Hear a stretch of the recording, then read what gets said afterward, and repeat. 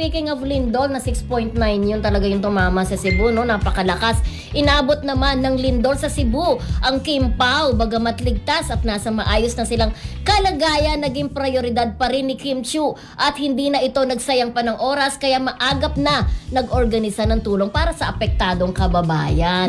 Kaagad-agad naman, 'di ba, doon sa video na pinost niya, kasi nag-alala yung mga fans niya katulad ng ating mga kaibigan diyan na sila Tapet, si DC Kim Pao, 'di ba, sila Annalyn, nag-alala sila dahil sakto nga ang daming tinamaan, ang daming mga perwisyo, mga tulay na nasira, yung simbahan, grabe. 'Di ba may bumaksak na tindahan tuloy na simbahan. Nag-alala yung mga fans, kaya naman ito kaagad si Kim ay nag-post kaagad sa kanyang social media. Na okay 'di ba? Sila. Na kumbaga ay pinakita niya, we're all live na live, safe kami, sabi niya ganun. Kaya naman napanatag yung kanyang mga fanay. At saka diba? Oo. Pero mahalaga talaga kasi ang mga panay naman talaga nila, yung mga supporters sila, nag-aalala dahil nga nagtitipid sila ng The Alibay sa Cebu. Nagkataon, diba? Kasi nandun sila. Ang mahalaga, thank God dahil okay sila, di ba?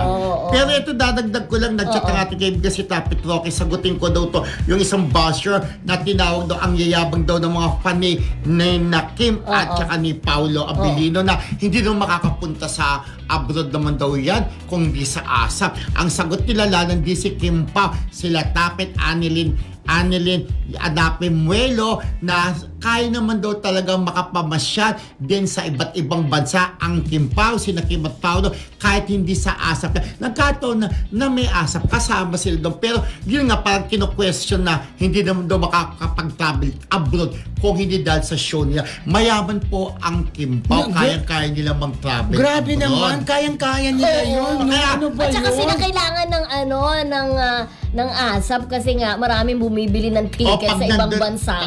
Kaya nga nagiging suki ang Kim Pao. Yes, crowd drawer po ang Kim Pao. Pag may isang show, talagang iisipin mo sino yung malakas, diba? Sino yung malakas humatak ng ng ticket? Kasi kung matatandaan nyo yung kanilang UK nung last year, diba? Yung kanilang California 2 years ago, talagang laging may Kim Pao dahil crowd drawer, sabi nga ni Rodel. Kaya kahit si Kim Pao lang yung nandun sa show nila, sinasama na rin kahit para si Kim lang ang regular doon sa show, sinasama din si Pao para Kim Pao mas bongga pagka silang dalawa ang napapanood. At i-advance na natin dahil doon sa basher abangan mo sila sa October dahil nasa Vancouver naman sila, kasama naman ang love team na JM Fiang. Diba?